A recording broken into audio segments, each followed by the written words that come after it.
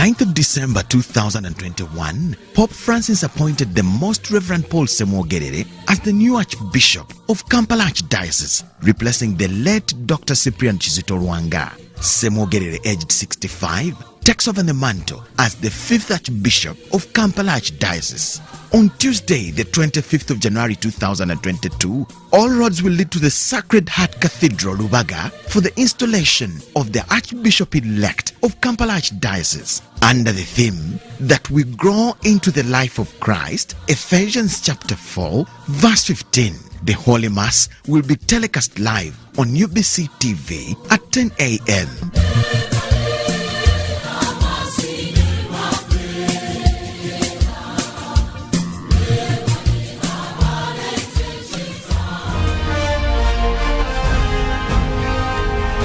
Live from UBC Studios in Kampala, this is Good Morning Uganda Extra.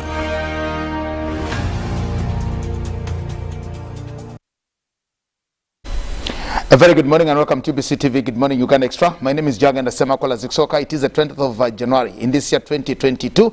Welcome to another very lovely Thursday. This is week 2 of the schools reopening, and of course students and all the learners in the country, well, we now think they've gone back to school. The promise and the directive from the president was that after 2 weeks when schools reopen, then the rest of the economy will fully open up. And so those that are waiting for the 2 weeks and of course counting down are also getting ready to see what happens. And of course one of the things that people are waiting for is to get back to life where there is no more curfew for people to drive in the night like they used to do before. Now that promise or directive from the president was that after 2 weeks of schools reopening, then that's when we will see that. So meaning Saturday, Sunday, and of course life gets back to where it should be. But yet again, to also remember that COVID-19 is still with us. Even when we get back into normal business, the night economy opens up and all the other things, COVID is still with us, and we need to continue observing all the necessary SOPs on top of the vaccinations for the first and second jabs, wherever you're supposed to get them. Back to the conversation today. With me in studios, I have 2 gentlemen from an organization called Adra, the Advent Development Relief Agency. With me in studios, Mr. Mujisha, he's a field official. You're welcome, Mr. Mujisha. Thank you so much. I am happy to have you. Good to meet you too. Thank you very much. Yeah. Together with Mr. Mujisha is Mr. Khalid Mutavazi, another field officer also from the same agency. Thank you so much, and I'm glad to be here. Happy New Year. Happy New Year too. What is Adra? James, I beg your pardon, Khalid. Adra is Adventist Development and Relief Agency, a global humanitarian organization under the umbrella of the Seventh-day Adventist Church. And Adra is also a registered NGO in Uganda, and we are glad to also be among the bigger community of the humanitarian agencies and the development agencies that are operating in Uganda. And what drives our operations as Adra is to serve humanity so all may live as God intended. Okay. So is Adra Uganda or is Adra is international? Adra Uganda is part of the global international. Okay, Adra. so there's Adra International, and of course is. How long has Adra been in Uganda? Adra in Uganda registered in 1986. Okay. That's when it registered in Uganda. That's around 35 years. Yeah. Oh, okay, that's very good. And so what do you do? Adra Uganda, we are in. What do you do personally as I am the Khalid. field operations manager. Okay. That is managing the operation of Adra in Chaka, a refugee settlement that is having over 130 refugees, mainly from Congo. 130? 130 refugees, mainly from Congo. 130 or 130,000? 130,000 refugees that are staying in Chaka in the different 9 zones on the land that is gazetted by the government, with also the coordination of UNHCR. And one of the key operations that Adra is having in this settlement is food security and nutrition, a project that is funded by the UN World Food Programme. That operate that we implement with the different partners to make sure that the refugees and the crisis-affected persons have access to food at all times. Okay, thank you very much. Thank you so much for that very good information. And Ndugu Mjisha, how about you? What do you do with Adra? I am the field operations manager. I am based in Rwamwanja in Kamwenge district. And my work is to oversee that the operations that Adra Uganda has in the district run smoothly. And the main operation there is the General Food Assistance Project, of course with other small interventions, especially livelihoods, to ensure that these projects are delivered to the expected objectives, but also to ensure that the coordination between Adra Uganda as an organization and also the other partners on ground, government, of course represented by Office of Prime Minister and UNHCR, are well coordinated. So mainly this is the role that I perform in Rwamwanja, and I am the spokesperson for the organization there on ground. Yeah, that's what I do. He has about 130,000 in his refugee camp. How big is yours, or how small is yours in Rwamwanja? Rwamwanja has over 78,000 refugees, and while Chaka continues to receive new refugees, Rwamwanja is not receiving for now. Why is Chaka? Chaka 2 Refugee Settlement is in Chegegwa district. It is in Chegegwa and in Kamwenge. Southwestern. And then Rwamwanja is in Kamwenge district. So your neighbors actually? Southwestern. Yes. Okay. And what do refugees do? Let's first of all understand what they do. Because the thinking is, if you are a refugee, you wake up in the morning like this, then you get sunbathing, you sit under the sun, you possibly play some board games there, if you even have any Ludo and Homeso and whatever it is. What do they do in these camps as refugees? Maybe I'll start from when a person leaves their country before even they become refugees. When this troubled community starts to enter Uganda, they are received by Office of Prime Minister and then other actors on ground, including UNHCR and of course agencies like Adra, among others. And then these refugees, these persons are brought, they come in as asylum seekers, and when they enter into the country, they undergo a process of registration, which is done by government of Uganda, of course together with UNHCR. And then when they are granted a status of becoming a refugee, then they are resettled into plots. Now in Uganda, refugees are settled in refugee settlements, not in camps. The idea here is that they are able to integrate with the nationals and be able to live together with the nationals when they are also fending for themselves. And so when the refugee is now received at the border, they are given hot meals, they are given ready to eat foods, and then when they are moved to the settlements, of course some of these points are at the borderlines. When they are moving to the settlements where they get registered, they are therefore given plots of land. The plot measures differently. Some persons have a 30 meters by 30 meters plots for their home. This is for a household, not for individuals. While others, those who came earlier, were given 50 by 50 plots of land, and they're given by government of Uganda through OPM. This becomes their home here in Uganda. But they have the freedom to move and to integrate and to get employment and to go to school, to access all basic services in this country. So what do they do?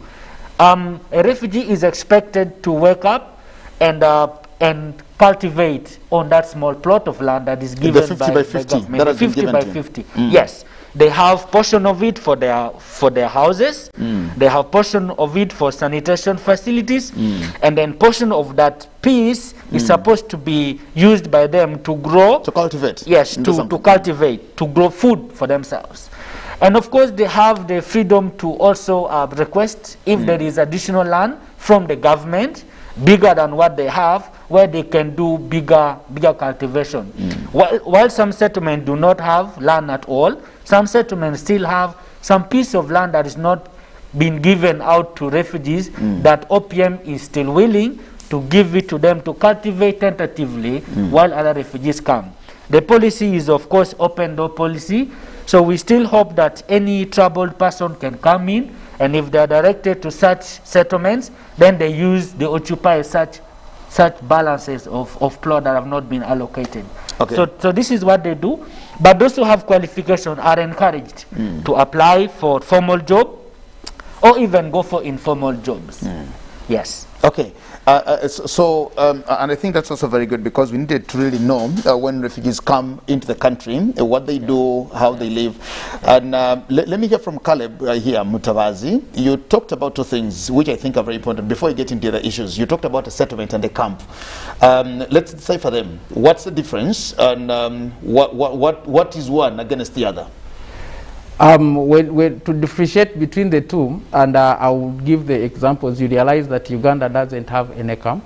Uganda has settlements. A settlement is where the refugees are allowed to operate. They move freely, although they consult the managing, the OPM that is managing, to ask for authorization for them to move out of the settlement, just to take record that they are still within. And a camp is where it is a gazetted place and with a lot of limited movements, and they are not allowed to easily get out to go for or looking for jobs and what. So that's the main difference between the settlement and the camp. Okay, very important. So what's the state of the refugees that you're dealing with, especially in this post-COVID era, as Adra? The refugees we are dealing with, as we all know that COVID has had impact on everybody. Even during the operations that we have had serious challenges that are as a result of COVID, because even the donor funding continued to reduce as COVID continued to intensify in the different countries where the donation is coming from. And one of the challenges that we have had in the refugee operations is that we have had some continuous reduction in the refugees, in the rations that refugees are receiving on a monthly basis. And the rations we are talking about either cash or food that they are receiving. And currently, we are operating at a 40% ration reduction. Okay. Maybe for clarity is that at the start of the year or last year, we are giving refugees 31,000 per person per month. But currently, each refugee is receiving 13,000 per person per month. From 31,000? From 31,000. To 13? Yes. So the figures just changed? It has changed. The one moved and the three moved, so what was 31 now becomes 13. Simple mathematics. That is the reduction that has really happened and affected all of us, even the operation itself. But one of the things that as the humanitarian workers, what we are focusing now is to prepare these people for such shocks. Okay. And you said you give them 13,000 per person? Per month. Per month. So this is for every individual in a household, like you said? Yes. At all ages, or you discriminate ages? Every individual. Every individual. So if in a house and you're 10, then you get 13,000, which makes it 130,000. 130. Okay, and is that money enough to sustain them for a whole month? This money is not enough. And that's why we are thinking beyond providing the relief agency. This is relief assistance that is given to refugees to make sure that they are able to survive. But what we have to do better is to make sure that we focus on building their resilience within the space that they are having and within a law that is favoring them to do different activities, whether within the settlement or outside the settlement.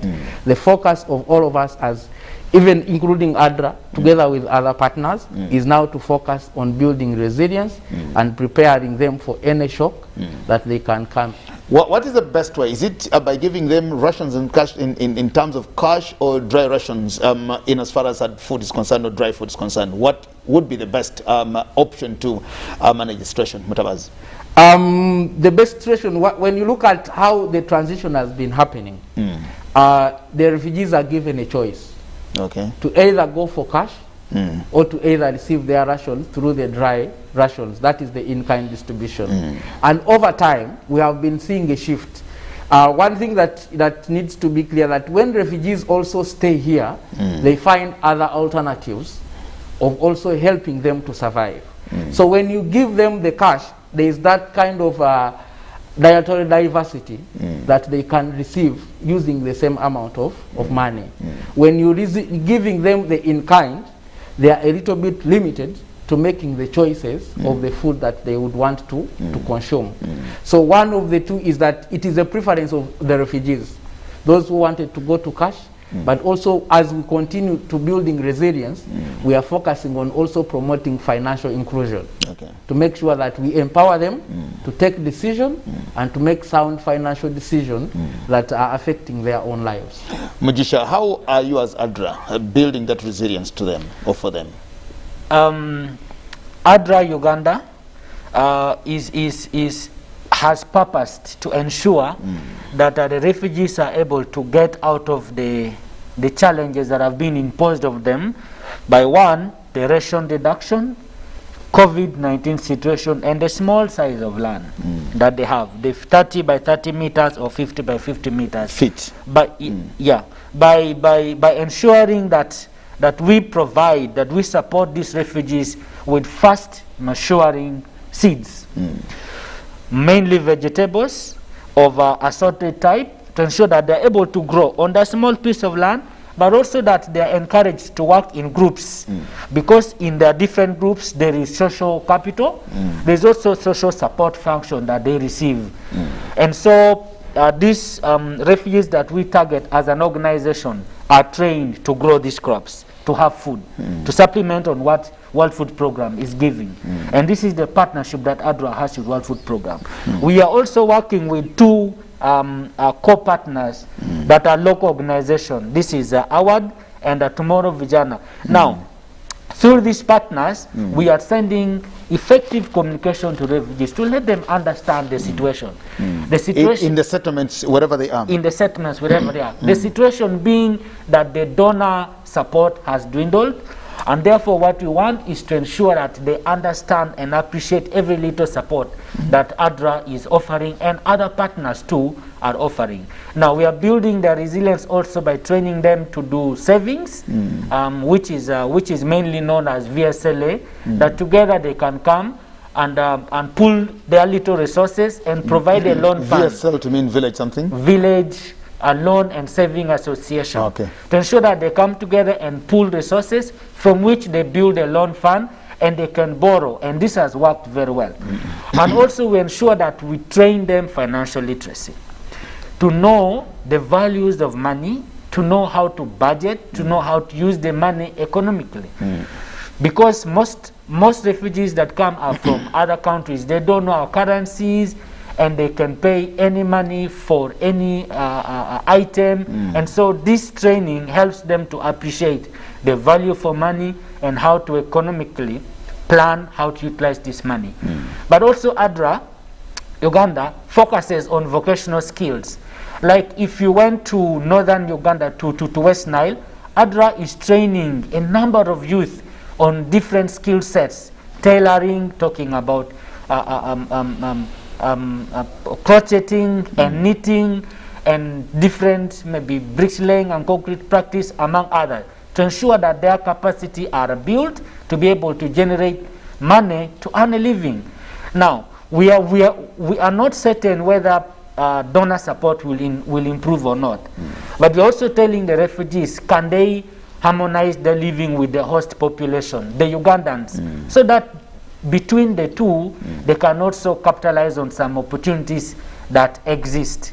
We want to appreciate donors that are giving us money. For example, through a World Food Program, we have money that we are giving food in kind, especially to the asylum seekers, and cash to those that have refugee status. But we also have donors that gives us money to continue to train those who are already producing food to be able to access market. Now, Adra is the first organization in Uganda to implement an approach we are calling farmer market school. Can a refugee maximize on their production? Farmer market. Farmer market school. To be able to access market, because only producing doesn't complete the production chain, but the entire value chain is completed when a refugee knows how to produce under farmer field school approach, and then knows how to market what he or she is producing, and can bargain for it favorably in the market, and can be able to earn better income from what they are producing. So this is what Adra is involved in both settlements, to be able to empower community to build their resilience, to manage the shocks that comes from COVID, from ration reduction, and a small piece of land. Okay, you talked about something very important of the harmonization, harmonization with the host communities, harmonization and that integration of the host communities. I just want to know how easy it is, because I was also looking at it from that other angle, that you have a community that has come in from a neighboring country. These people speak a very different language from maybe the people in this particular area. They have a different culture, and they have different things. You just talked about the currency. Somebody is running from the country and is holding on to this money. That does not work in this economy. And this is where they are. How easy and what are the challenges of that harmonization and integration of the refugees into the host communities wherever they are? And that is what my colleague Caleb just talked about, settlement arrangement. Uganda ensures that refugees are settled where they are nationals. Not being kept in camps. They are not isolated. They are not in camps for purpose of easily, peacefully coexisting.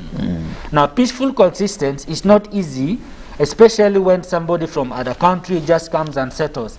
But our role as an organization, Adra Uganda, is to ensure that we sensitize, we raise awareness amongst the two nationalities, Ugandan and host population. We are talking about the benefits that Ugandans receive as a result of hosting refugees, which amongst them includes improved services, health centers, schools, water facilities, among others. But also it comes with economic benefits. Now, Adra Uganda, every distribution punches in about 3 million shillings. 3 billion shillings in these two settlements, in every distribution that we do. This is money coming in. And when does the distribution happen? Distribution is happening after every 2 months. Okay. After every 2 months, we have a 3 general distribution. 3 billion shillings. Now, this is one phase of the distribution. We have 2 phases. Now, in this one phase where cash and food is distributed to refugees, cash worth more than 3 billion Ugandan shillings is getting into the local economy. These refugees buy food from the local markets. These foods are produced by the nationals and the different people within that community. So there is really need for the two to peacefully coexist, because while they are settling on Ugandan lands, some of the lands are given by the host population, but there is a benefit that is happening as a result of the coexistence. Now, we also have another phase of distribution, which we are calling agency banking. Agency banking is where we are doing cash digitalization. Money is given to a refugee through the different online platforms. Electronically. World Food Program has contracted 2 financial service providers, Equity Bank and Post Bank, to offer these services. So money moves through from the bank to the refugees' bank account. These bank accounts are owned by these refugees. So cash is going to these refugees every month. Those who are getting cash through the agency banking platform receive their money every month. Still, the 13,000. Yes, the 13,000 per person per month comes every month. Again, this money is withdrawn and spent within the local economy. So there's a lot of benefits that Ugandans are also getting as a result of hosting refugees. Okay. Of course, we want to appreciate the different hosting districts that have offered the land, some of which land does not belong to government. But also there are, of course, settlements that have land that were already gazetted by the government. Okay. So peacefully they are existing. Now, there are success stories that I want to share, where refugees gets together with nationals and they form groups. And the nationals will offer land. And the refugees will cultivate a bigger space of land.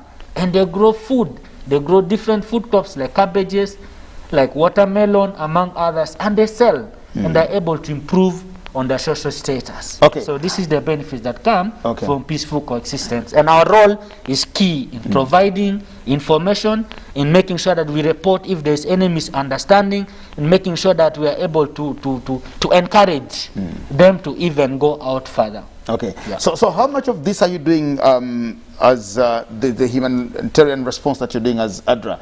Are you only in Ramwanja and Chaka, or you are also elsewhere? Okay, when we come to the refugee settlements, we are also in West Nile, Okay. in Bidibidi refugee settlement. We have a project that is there currently. We had a project in Ajumani, a refugee settlement as well. So some of these projects, they end up changing with time. So we have had implementation, and we are also doing a lot of resource mobilization because there are needs that are arising all over the country. And one of the other projects that we are doing within the settlements is about the shelter constructions. And this shelter construction is given to refugees that we have a term that we call persons with special needs, including the chronically ill, including the disabled. So we are able to mobilize resources that are supporting these refugees within the different settlements. Okay. So we are in more than the two, but we are also in West Nile, in Bidibidi currently. So we are now, I think, in 3, but doing resource mobilization to join other settlements. Okay, so what are some of the challenges that you face as Adra in doing this? Because we talk about humanitarian response, and the challenges, of course, you talked about resource mobilization and quite a number of things, staffing, human resource, and quite a number of things. What are these big challenges that you encounter as an agency that is out to help the other persons? One of the biggest challenges is leaving out the resources. That is known, and it has been common to everyone. And one is what we are trying to focus on is about the attitude, change of attitude within the humanitarian response. Most of the refugees have been used to handouts, just receiving handouts that even when you want to engage them, they are sure that UNHCR, OPM, World Food Programme will provide. But they have now come to realize that this is not enough. It is not sustainable. So we have been able now to utilize the opportunity of the different challenges to turn them into opportunities for us to be able to change their mindset, to let them know of the reality that, colleagues, we are here together, we are not going tomorrow, but we want to focus and see how we prepare ourselves, how we build the resilience within ourselves to be able to respond to such shocks. Okay. How big is a settlement? Because you talk about 130,000 people, you talk about 70, 80,000 people, and you also just talked about the village loans and savings, whatever that is. How big is the settlement, for example? In how many villages? I would also love to know, because you know the thinking and the feeling is that when people talk about these refugee settlements, we don't have camps like you just demystified that. People think these are people that you bring and possibly put at Radio Uganda Village, in Radio Uganda Village, where UBC TV is, and put them here, then of course slot them in their different settlements and have them there. Then possibly move and go to somewhere in Nambole, put a few there, and how is it, and how big is it, and how is it even structured? Mujisha. Well, different refugee settlements have different sizes. But they sit on average, I want to use an average of 14 square kilometers. And these settlements are divided into zones. And for Ramwanja, we have 13 zones. Those are what you could call villages. These are not villages yet. Okay. These are what I would call, now a settlement is like a sub-county in our local setting. Okay.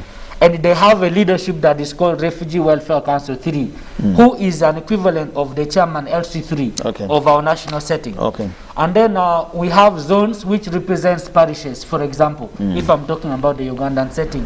And these zones have zonal leaders. Okay. Who will be like the parish chiefs. Who are like the parish chiefs. And under the different zones, again, depending on the size, there are different villages ranging between 8 to 15 villages, again depending on the land size of that settlement. So these different villages have Refugee Welfare Council 1, an equivalent of the chairman LC 1 of our national setting. So this is the setup that refugee settlements are made of. And all these are, of course, they all report, the different Refugee Welfare Council leaders report to OPM. And for us, they help us in mobilization, in making sure they disseminate information among other support functions, like our local leaders here, local government leaders do. So if I want to talk about the challenges that we face, Sure. In addition to what my colleague Caleb has just said, is that we are working with a big population, 78,000, 130,000, and there are more refugees coming in. But the different funding bodies outside do not take Uganda as an emergency, as a country which is in an emergency mode. So the inflow of donor resources has really reduced. So when we don't have resources, we cannot do so much. Also too, another challenge that we are facing is that there are still some bit of movement, informal movement of refugees who move from this country, I mean from one settlement to another settlement, given the freedom of movement that they have. And then it becomes challenging sometimes to track some of this movement. And so that means that even the population itself within a given location is not constant. It keeps fluctuating based on that movement. While some movements are formally done by the partners on ground, especially on the basis of reunification of families, but others are informal, and I'm concentrating on the informal movement. So this is some of the challenges that we are also facing. And maybe lastly to say is that as Adra Uganda, we are working with co-partners. We are working with other local partners. Our mandate as an international organization is to grow, build capacities of local organizations, like community-based organizations, like national organizations. So in enforcing this, we require bigger resources. We require support from other entities, but also require that these different small organizations are willing to grow, are willing to be developed. But while the will is there on the side, the resources on our part has constantly reduced. Very important. Ndugu Mutavazi, as you do your humanitarian responses to these people, the refugees, wherever they are, and I think you're doing a very good job. What are these people not supposed to do? What are they not supposed to do apart from building their resilience, getting integrated and harmonizing themselves, or getting harmonized into other societies? What are they not supposed to do? What would you say that refugees, this is a no-go area for them? What are they not supposed to do in their settlements, wherever they are? I think if I am to respond to that question, one of them, it is their responsibility to also be able to live in harmony within the settlement. They are not supposed to engage in any criminal activity. And one thing to note is that when they are in the settlement, they are as well governed by the laws that govern any nation within the settlement. So you're not supposed to engage in any subversive activity within the settlement, including crimes, including robbery, and all those other ones that any society would not entertain. So, but when it comes to the rest of they have the flexibility to do the work, so long as it is within the laws that govern the country. And when they are here, they are governed by the laws that govern all of us.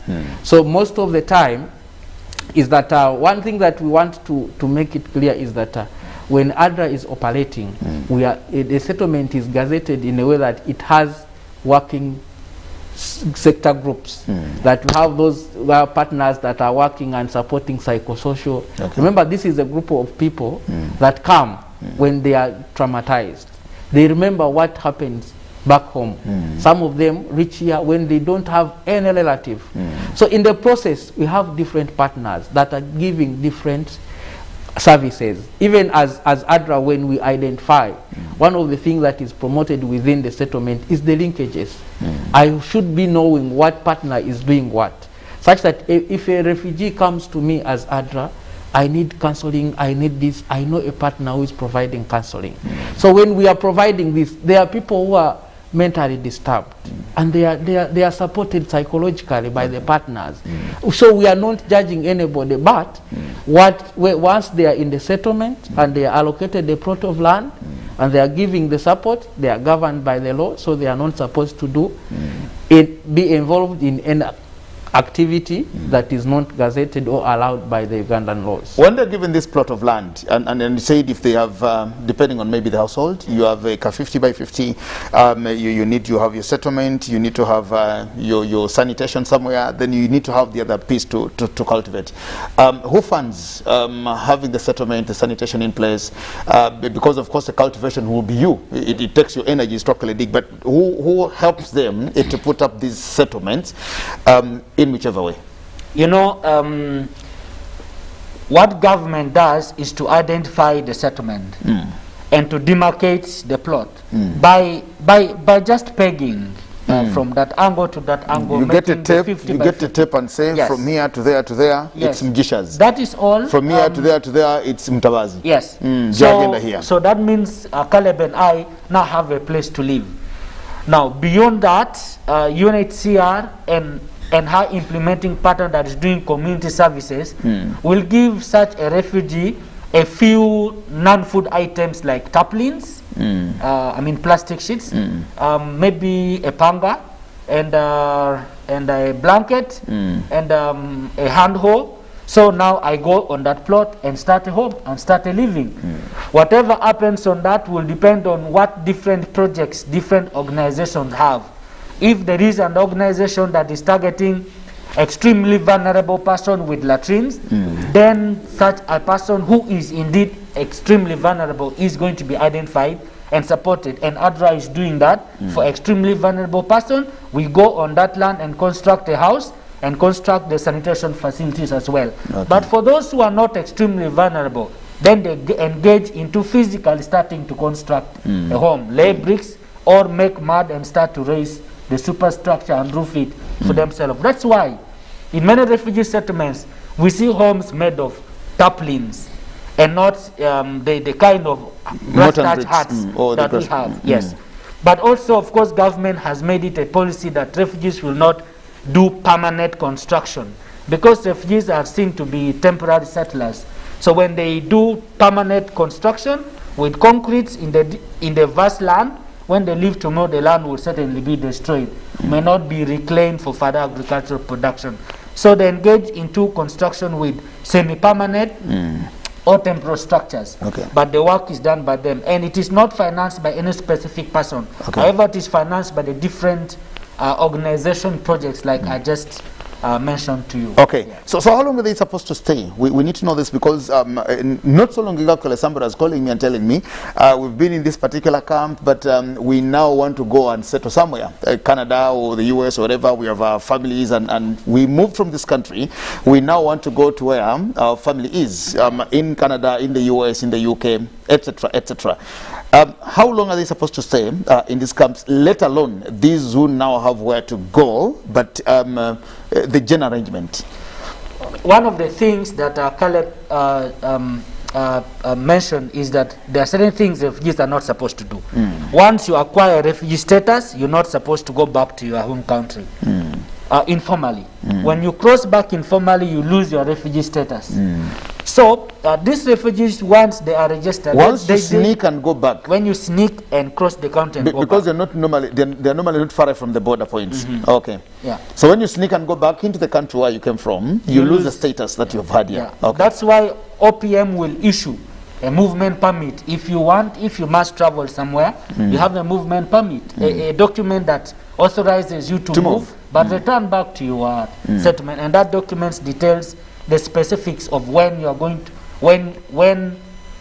how long you're going to be out. It acts as a passport and a visa at the same time. Exactly. Yeah. So we can liken it to a passport or visa. But about how long refugees are supposed to be in this country, there's no definite time that is designated for a refugee to take in this country. Actually, we've seen some refugees even go by land and settle, especially those who cross with some bit of resources. They buy land and they settle, and marry and even they marry Ugandans and settle, and our government permits that. About resettlement to other countries outside Uganda, there is a committee that involves representatives of government and UNHCR that does the assessment. So it is based upon the assessment by the team that does that permits a given refugee, based on the information that is obtained and assessed by that committee, that will allow a refugee A or B to be taken outside the country. But I want to say that this is a very vigorous process, and not many people usually cross. And I may not provide details about that here, but the partners that are responsible for that will be able to provide when maybe time avails itself. Thank you very much. Finally, from you, Mr. Khalid Mutavazi, your final take on how much you could thank, or just talk about Adra for their humanitarian response in the different settlements where you are. What would you say? I think first I should be able to thank the teams that we have on ground. We have had COVID. We have had part of the staffs getting COVID, but we have all remained resilient to serve the communities. And that's why we said as Adra, the main purpose we have is to serve people so all may live as God intended. God intended that we all live a life of abundance. And what we are trying to do as Adra and the workers that we have on ground is that we are supporting these people to create a little bit of abundance at the household level, to have access to food, to have access. And so when I thank the management for the support, I want to thank also the donors that we are working with, the Adra network that is giving us and supporting us to do the resource mobilization, and the UN agencies, OPM, that has really accommodated us in all the working spaces and is able for us to be able to provide the services that we are having. Thank you so much, Mr. Mutavazi. Your final comment in just less than 1 minute? Well, my last comment is to, not far from Caleb, to really appreciate the funding bodies, the different funding bodies that we have. And I don't want to forget World Food Program in this, for financing some of our dreams that we put in proposals, and for trusting us with resources. But I also want to appreciate so much the leadership of Adra Uganda, for trusting us with the resources in the different districts that we worked in Southwestern, in West Nile, and in Northern Uganda, both in humanitarian response and development response, that we are able to deliver. And I also want to really appreciate mainly our families, who allows us to leave home and stay far away from home to be able to serve humanity. And I want to say that our commitment is that we'll continue to offer good stewardship and to be able to account for every detail and offer both downwards and upwards accountability to the people that we serve, more especially accountability to the affected persons. Okay, well, thank you so much. Thank you so much, Mr. Mujisha, the Field Operations Manager for Rwamwanja, the Refugee Settlement in Kamwenje District, and thank you so much, Mr. Khalid Mutavazi, another field office also from the Adra, and this is at Chaka Refugee Settlement. Thank you so much for having graced us with this opportunity to talk to you about humanitarian response, and of course to know more about what Adra is doing. Adra is the Adventist Development and Relief Agency under the SDA Union Church in this country. Thank you so much, and when you get back, send my greetings to Dr. Mate. Dr. Mate, send him greetings and tell him your very good friend Jagenda Semakol of UBC TV sends you greetings. We thank you so much. Forgotten my country, we'll stop this here for now. We'll turn tomorrow again with our Pan-African Friday. Good morning, blessings, and bye for today.